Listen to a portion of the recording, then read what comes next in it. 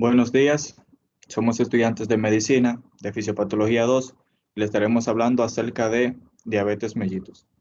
Este grupo está conformado por 9 integrantes, entre ellos está Cini Felipe, Dinangiris Kelly, su servidor Ángel Rodríguez, Nelson Paulino, Escriel Lorenzo, Ronald Jiménez, Soliris Natera, Abigail Díaz y Leonardo Sebelén. Y iniciaremos con Cini Felipe acerca del concepto de diabetes mellitus. Saludos, le habla Cini Felipe Ramírez y estaré hablando sobre el concepto de diabetes mellitus. La diabetes mellitus se define como una alteración metabólica de causas múltiples, caracterizada por una hiperglucemia crónica. Esta se asocia a alteraciones en el metabolismo de hidrato de carbono, proteínas y grasa, que se produce como consecuencia de los efectos de la secreción de insulina o de su acción, o de ambas a la vez.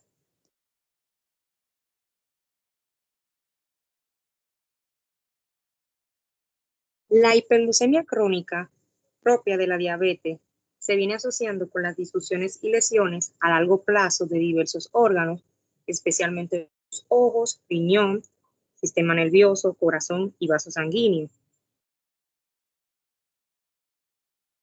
Los síntomas que presentan poliuria, polifagia, pérdida de peso, y estos no son muy frecuentes. Diversos procesos patológicos están involucrados en el desarrollo de la diabetes, que son desde la destrucción autoinmunitaria de las células beta hasta la resistencia periférica de acción de la insulina, aunque en último término, la base de la deficiencia de esta acción, o sea, de la insulina, es en el tejido diana.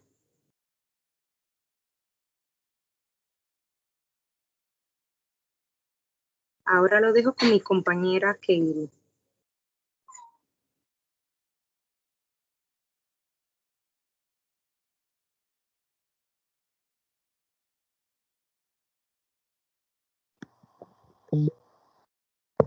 Bien, clasificación. Mi nombre es Dinangiris Kelly.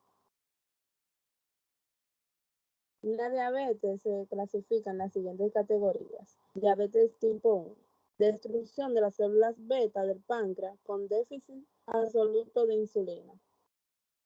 En esta suele ocurrir la destrucción en plazos relativamente cortos, especialmente en los más jóvenes, predisponiendo a una descompensación grave del metabolismo llamada cetoacidosis.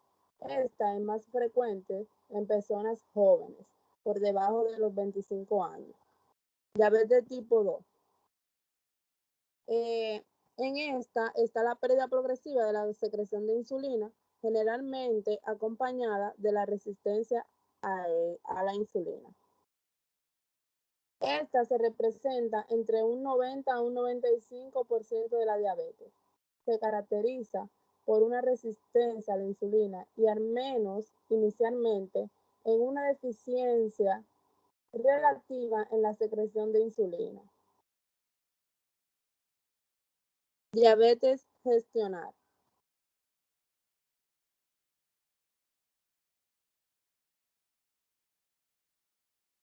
Esta no se conoce una causa específica de este tipo de enfermedad, pero se cree que las hormonas del embarazo reducen la capacidad que tiene el cuerpo de utilizar y responder a la acción de insulina.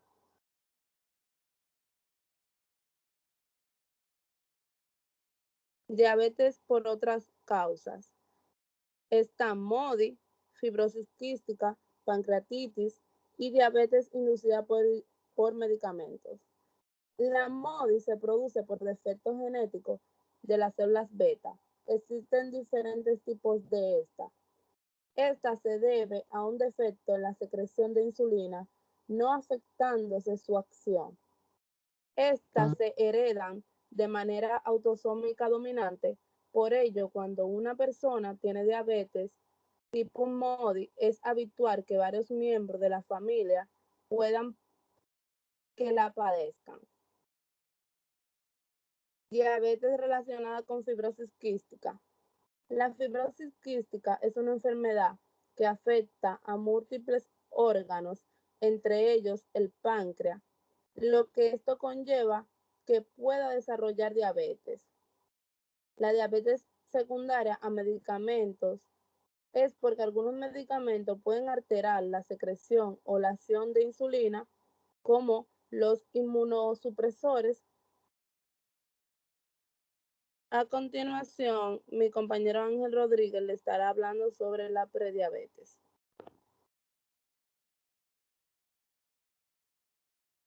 Buenas. En este momento le estaremos hablando acerca de la prediabetes con una introducción. Se dice que la prediabetes es un término usado para definir las personas que no cumplen los criterios diagnósticos de diabetes, pero cuya glucosa es demasiado alta para considerarse algo normal.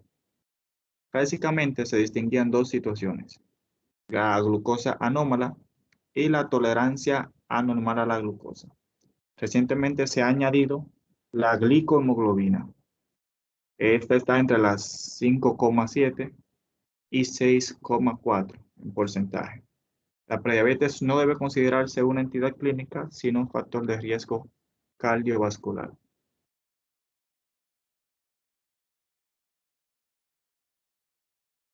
Tomando en cuenta la tolerancia anormal a la glucosa, se dice que esta es una situación intermedia entre la normalidad y la diabetes. Los individuos con tolerancia anormal a la glucosa presentan una enfermedad cardiovascular, hipertensión arterial, alteraciones electrocardiográficas y dislipemias más frecuentemente que la población en general. Hay un porcentaje variable de estos pacientes que evolucionan hacia una diabetes clínica en los años siguientes, pero una proporción notable no progresarán o incluso pueden volver a la normalidad, especialmente si estos pacientes adelgazan, practican alguna actividad física, ya sea deporte o ejercicio, y se tratan con fármacos para mejorar la sensibilidad a la insulina.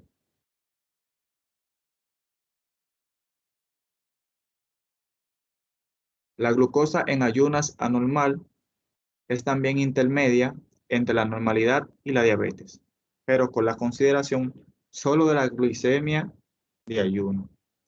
Estas personas suelen permanecer prácticamente euglucémicas en su vida diaria, por lo que pueden tener una glicohemoglobina normal o cercana a la normalidad. Al igual que la tolerancia anormal a la glucosa en ayunas anormal se asocia con obesidad, especialmente abdominal o visceral, dislipemia e hipertensión arterial. Existen ciertos criterios que deberían utilizarse para seleccionar las personas asintomáticas en riesgo de tener tolerancia anormal a la glucosa o glucosa en ayunas anormal, o también diabetes mellitus, principalmente las personas con sobrepeso u obesidad. También le estaré hablando acerca de la prevalencia de la diabetes, y es que esta es una de las enfermedades más frecuentes. Se estima que en el mundo supera al 8% de la población adulta, aunque existen notables diferencias entre determinadas zonas geográficas y sobre todo entre individuos de ciertos grupos étnicos, como los indios americanos del sur de Arizona, donde llega al 24,1%. En el caso de los indios Pima, indígenas nativos del sur de Arizona y del norte de México. La prevalencia mundial estimada se cifró en cerca de 400 millones de personas en el año 2018 y se calculan 592 millones para el año 2035, o sea, el 8,8% de los adultos. Los mayores prevalencias se observan en Tokelau, Micronesia, Islas Marshall, Kiribati, Islas Cook, Arabia Saudí, Kuwait y Qatar. En Europa afecta alrededor del 6,8% de la población, en América del Norte y el Caribe el 9,6%, en América Central y del Sur el 8,2% y en África el 5,7%. Existen pocas diferencias por género. Habían unos 14 millones más de diabéticos hombres que mujeres en el mundo en el año 2013, además de la diabetes mellitus declarada. La tolerancia anormal a la glucosa constituye otro importante problema de salud pública y se calcula que alrededor de 350 millones de personas en el mundo la padecían en el 2018 y que se prevé un notable incremento en estos próximos años. A continuación, le estará hablando acerca de la patogenia mi compañera Abigail Díaz. Bien, para hablar de la patogenia de la diabetes mellitus, la vamos a dividir en dos grupos. El grupo A va a estar compuesto por la diabetes tipo 1, que incluye formas de diabetes que estarán asociadas a destrucción inmunológica de las células betas del páncreas. Y el grupo B va a estar compuesto por el tipo de diabetes 2. Este engloba formas de diabetes típicamente que son resistentes a la insulina, donde el fracaso de estas células no se va a asociar a procesos autoinmunes. La diabetes tipo 1 es una forma de diabetes que se caracteriza generalmente por la destrucción inmunológica de estas células, pero lo hace a través de tres factores. El factor principal es la predisposición genética, también los factores ambientales y las respuestas autoinmunes. Los factores genéticos de la diabetes tipo 1 tienen un componente genético muy importante. El riesgo de desarrollar este tipo de diabetes en la población caucásica alcanza alrededor del 0,4%, mientras que en familiares de primer grado aumenta hasta un 6%, pero esto puede variar según quién sea el familiar afectado. Por ejemplo, si es el padre va a estar un 3% afectado, si es la madre un 5% y si es un hermano un 8%. Sin embargo, la forma más común de la diabetes tipo 2 se asocia a obesidad con un 85%. Las bases moleculares de la herencia de la diabetes tipo 2 está asociada a obesidad. No han podido aclararse realmente su razón. Esto se debe a su heterogeneidad, también debido a su comienzo tardío, que imposibilita el diagnóstico temprano y correcto. Esto hace también que se dificulten los estudios genéticos para la diabetes tipo 2. Y por último, también es un importante componente ambiental. Aquí vamos a incluir factores como la obesidad, la actividad física, también fármacos y carencias nutricionales que puedan influir.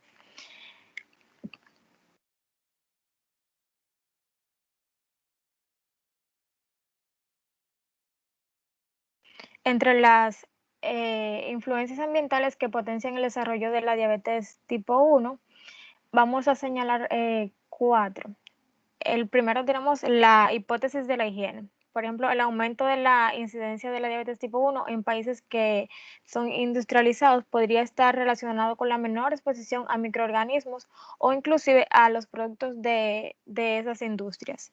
También tenemos factores dietéticos e infecciosos. Aquí, por ejemplo, las proteínas de la leche de vaca y preservantes o compuestos que tienen compuestos nitrosos, valga la redundancia, se ha relacionado también con el desarrollo de la diabetes tipo 1.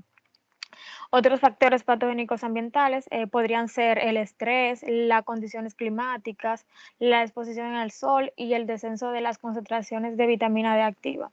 Y por último, el aumento de los requerimientos de producción y secreción de insulina. En condiciones de obesidad o resistencia a la insulina, impone estrés del retículo endoplásmico en las células beta. Esto lo que hace es que acelera el proceso hacia su fracaso. Un factor que se debe tener muy en cuenta en el incremento en la prevalencia de obesidad infantil, porque ya se han descubierto la diabetes tipo 2 en infantes. Y en la diabetes tipo 2, esta está causada por la respuesta inadecuada de estas células, el aumento de la resistencia a la insulina, que está típicamente asociado a la diabetes, al envejecimiento y también al sedentarismo. La obesidad produce la expansión y también va a producir el almacenamiento de grasa en el tejido adiposo. Sin embargo, la acumulación excesiva de esta grasa puede llevar a la disfunción y el agotamiento de la capacidad de almacenamiento de este tejido adiposo. Entonces, la grasa que no se puede almacenar en el tejido adiposo va a producir un efecto inflamatorio en este órgano y por eso se va a caracterizar con una inflamación de los macrófagos, que son los que se encargan de liberar las citocinas proinflamatorias que contribuyen al desarrollo de la resistencia no solamente en el tejido adiposo, sino también en órganos periféricos como lo son el músculo o el hígado. Por último, tenemos otras formas de diabetes mellitus. Aquí vamos a incluir 4 tipos. Tenemos la diabetes mellitus que está asociada a alteraciones genéticas mitocondriales. Aquí las mutaciones del ADN mitocondrial de diabéticos impiden la entrada de leucina en la mitocondria y se asocia con la diabetes mellitus muy leve. También esto va a incluir sordera y también una típica herencia materna.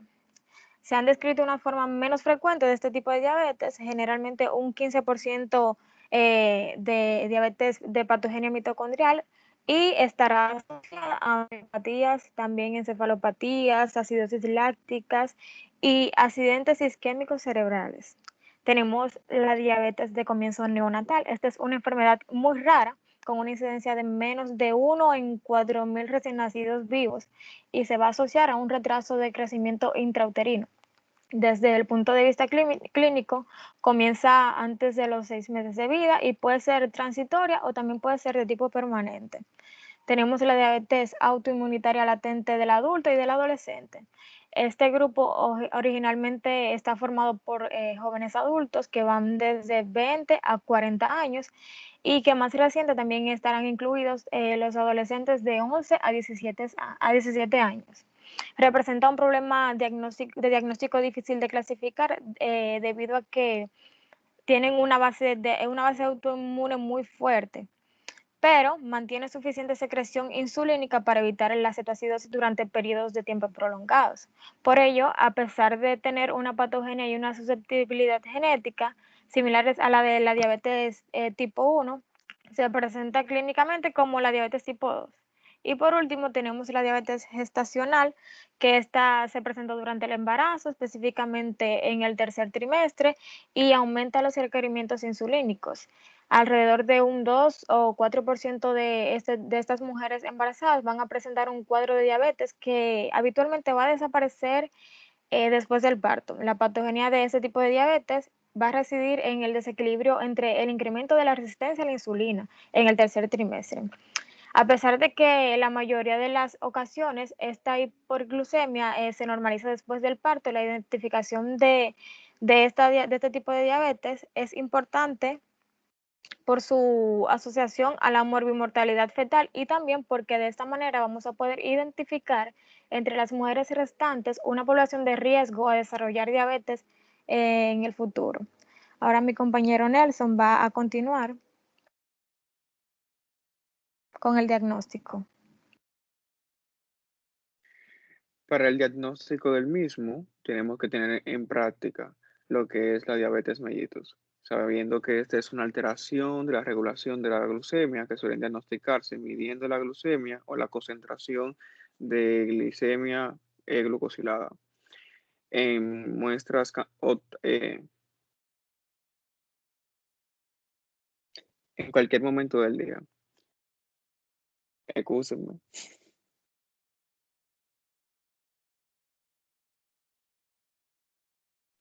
La diabetes mellitus se sospecha en pacientes con signos y síntomas típicos y se confirma a través de la medición de la glucemia. La cuantificación después de un ayuno de entre 8 a 12 horas. Después de ingerir una solución concentrada de la glucosa, se pueden tener las pruebas de laboratorio que pueden ser la glucemia en ayunas, la hemoglobina glucosilada y en ocasiones pruebas de tolerancia oral a la glucosa. En la glicemia, en ayunas, esta no puede pasar de lo que son los 100.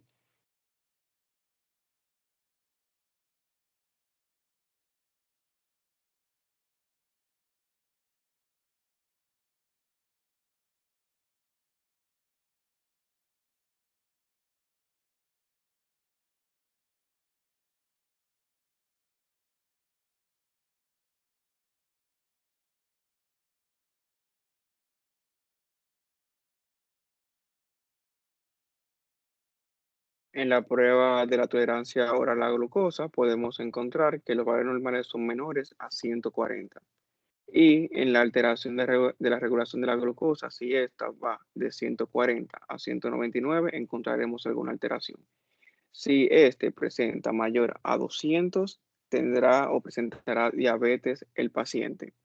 También se tiene que tener en conciencia que la hemoglobina glucosilada, si el paciente presenta mayor o igual a 6,5%, el paciente tiene diabetes mellitus. Si en la hemoglobina glucosilada el paciente tiene entre 5,7 y 6,4%, está entre una prediabetes o riesgo elevado de una diabetes mellitus. Sin embargo, los valores de la hemoglobina glucosilada pueden aumentar o disminuir en una forma falsa. Por eso se ha descontinuado con base al tiempo y no es como una característica principal para presentar o demostrar que un paciente puede presentar diabetes mellitus. En la prueba de cribado se puede encontrar y detectar en las enfermedades que los que tienen diabetes mellitus deben indicarse en los individuos con riesgo elevado de desarrollar la enfermedad. En los pacientes con diabetes mellitus tienen ciertas características primordiales para que puedan desencadenar este tipo de enfermedades. Las personas con riesgo elevado a diabetes mellitus tipo 1, por ejemplo, hermanos e hijos de personas con diabetes mellitus tipo 1, pueden ser evaluados en busca de anticuerpos contra las células de los islotes o contra el ácido glutámico descarboxilasa, que se identifica antes del establecimiento de la enfermedad clínica. No obstante, no se documentaron estrategias preventivas útiles para que las personas con riesgo elevado, de manera que las pruebas de cribado pueden reservarse a los ámbitos experimentales. Hay ciertos factores de riesgo para la diabetes tipo 2.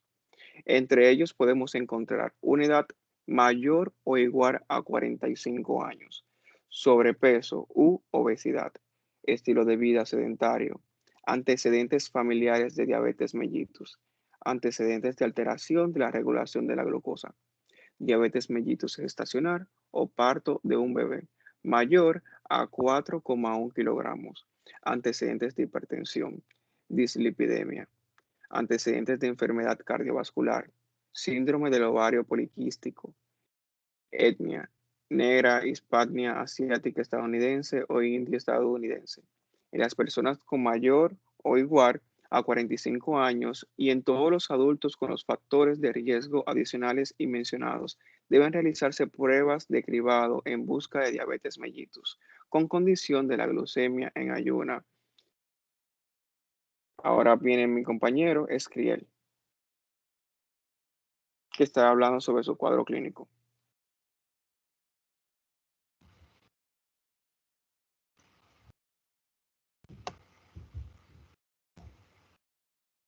Buenas, ¿me escuchan? Sí. Nítido.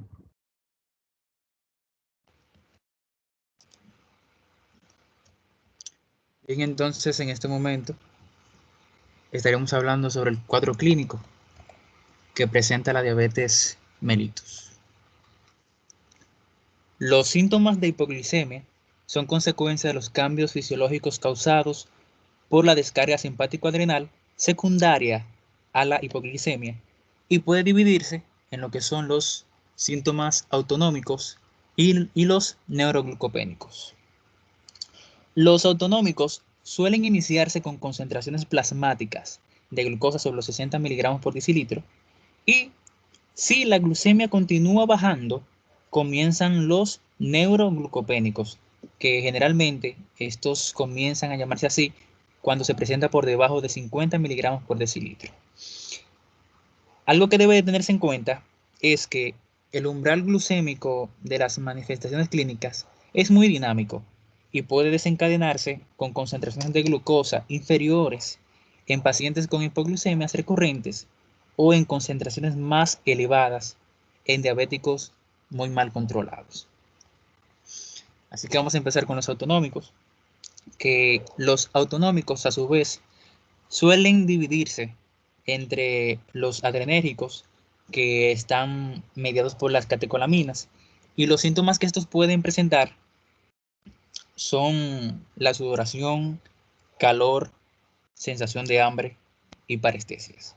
Los signos que acompañan a la hipoglicemia, como son la palidez y la diaforesis, están íntimamente relacionados con la vasoconstricción cutánea adrenérgica y la activación colinérgica de las glándulas sudoríparas.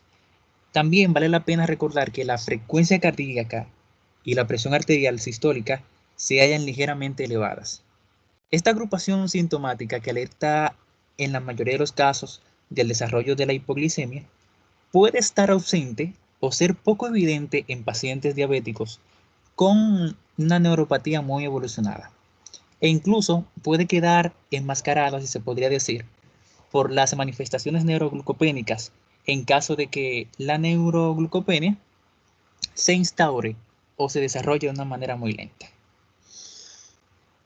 Entre los síntomas neuroglucopénicos, podemos decir que esta está relacionada con la privación de la glucosa en el sistema nervioso central. Estos síntomas son muy fácilmente observables y pueden ser causa de lesiones irreversibles. Estos, si lo definiéramos, podríamos decir que consisten en debilidad, trastornos de la conducta, estupor mental, trastornos cognitivos y alteraciones visuales. Y a su vez se pueden presentar descensos glucémicos que pueden aparecer con convulsiones y pérdida de la conciencia, que pueden desencadenar en el paciente la coma y en muchos casos la muerte. Aunque la expresividad clínica de los cuadros hipoglucémicos es muy variable, como lo que hemos estado estudiando, el patrón sintomático que se desarrolla en un paciente concreto siempre suele ser el mismo. Bien, en estos momentos, mi compañera Solís Natera le estará hablando sobre el tratamiento del mismo.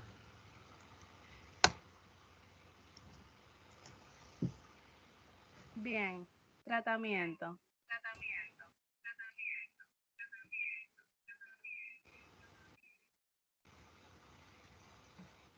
El tratamiento de la diabetes se debe de tomar en cuenta de los siguientes objetivos. Corregir la glucosa plasmática.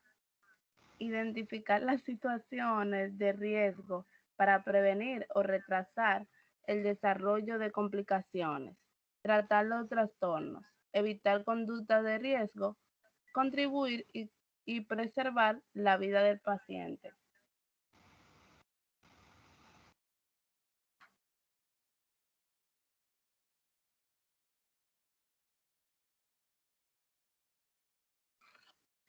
Los instrumentos que se utilizarán en cada caso, tipo y dosis de insulina y otros fármacos, tipo de alimentación, contenidos educativos, técnicas de autoanálisis, han de escogerse en forma específica para cada persona.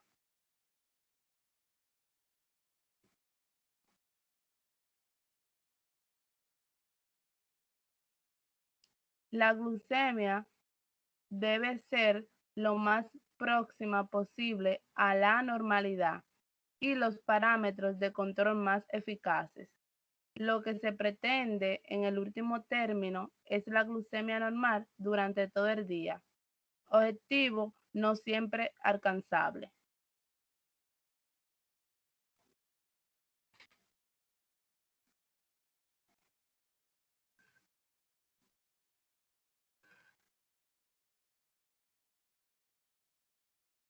¿Qué cifras son las correctas? En general, la hemoglobina glucosilada no debe sobrepasar el 6.5 o 7%, ni la media diaria de la glucosa, los 140 a 150 miligramos.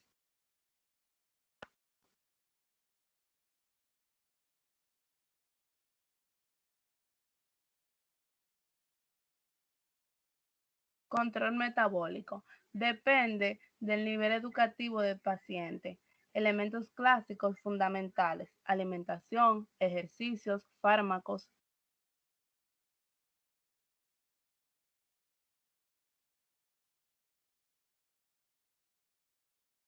pero además existen otros que no siempre se tienen en cuenta, como el grado de reserva pancreáticas, las hormonas de contrarregulación, las variaciones en la absorción de insulina y alteraciones en la absorción de alimentos.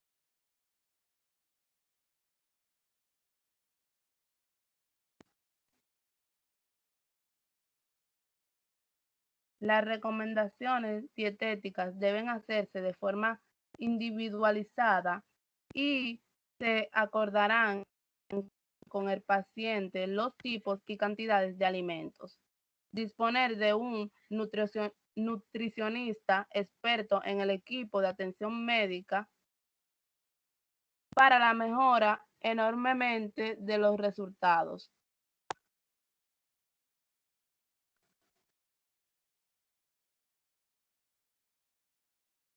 Situaciones diferentes desde el abordaje nutricional. Diabetes mellitus de tipo 2 con exceso de peso, diabetes mellitus insulinopénica, diabetes mellitus de tipo 2 con peso normal y reserva de insulina.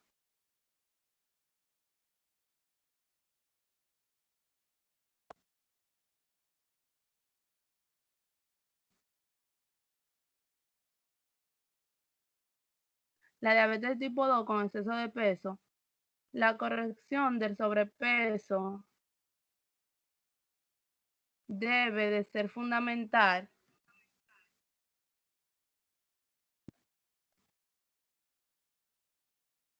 reducciones de tan solo el 5 a 7% del exceso mejoran la resistencia a la insulina, la glucosa y el perfil lipídico disminuye la apnea obstructiva del sueño, mejorar la movilidad articular, reducción de riesgo cardiovascular y alimentos.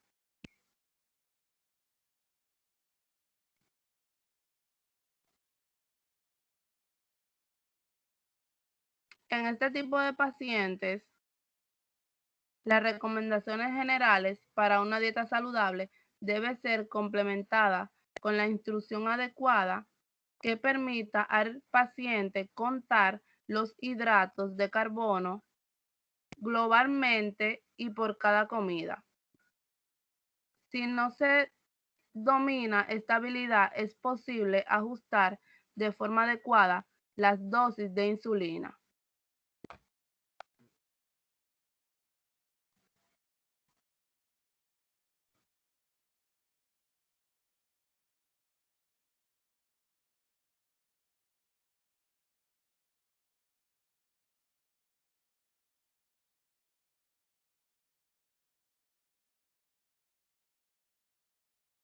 A continuación, mi compañero Ronald con complicaciones agudas.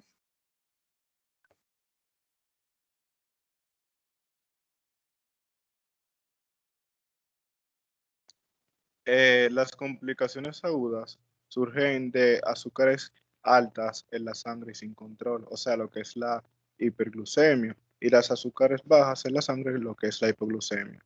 Las causas por la falta de conciencia entre la insulina disponible y la necesaria, que eso es ya una afección en lo que es la osmolaridad.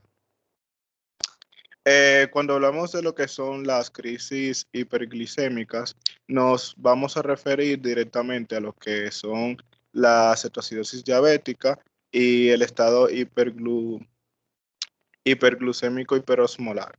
Tenemos que tener pendiente que la cetoacidosis diabética tiene una triada bioquímica que contiene lo que es la hiperglicemia mayor de 250, una cetonemia y una acidemia con un pH menor de 7.3 y un bicarbonato menor de 15. Y tiene un 5% de mortalidad y presenta entre los síntomas principales lo que es la náusea, vómito, dolor abdominal y también signo principal que es la respiración de Causemus y también gastritis hemorrágicas. En el estado En el estado hiperosmolar, hiperglicémico, este tiene mayor mortalidad, tiene un 15%, y este estado, la insulina es insuficiente para ser utilizada por los tejidos, pero ella alcanza a inhibir la lipólisis y maneja una glicemia de mayor de 600, la osmolaridad plasmática mayor de 320, el bicarbonato mayor de 20, y el pronóstico de esta es el coma hiperosmolar.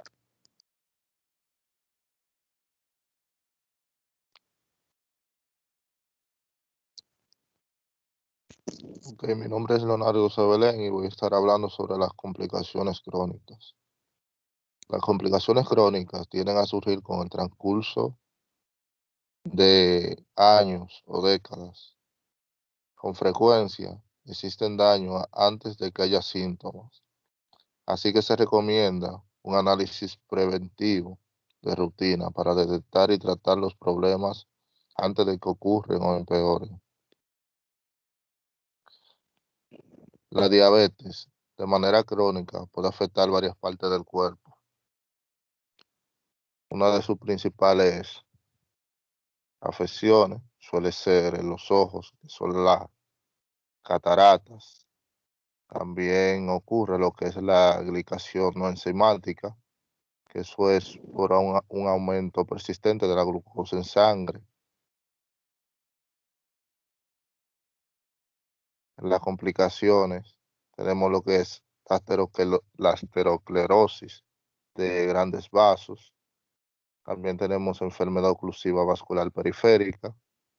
Tenemos también puede llegar a gangrena, pérdida de extremidades, enfermedad cerebrovascular, infarto al miocardio, es la causa más común de muerte, un daño osmótico. También tenemos lo que es la acumulación de sorbitol en órganos con aldosa, reductasa, ausencia de sorbitol deshidrogenasa. Tenemos también lo que son neuropatía motora y sensorial y degeneración autonómica.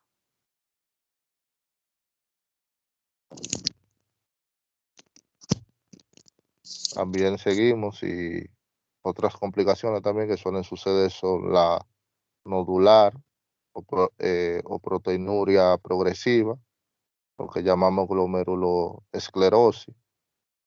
También inhibidores, o sea, inicialmente microalbuminuria, que se puede contrarrestar con lo que son los inhibidores de la ECA y la ARB, son renoprotectores.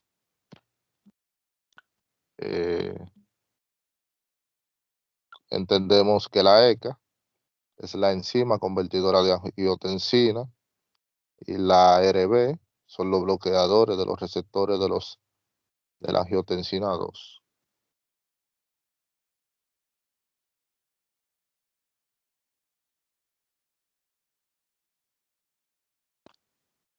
Hasta aquí nuestra exposición. Hasta una próxima entrega.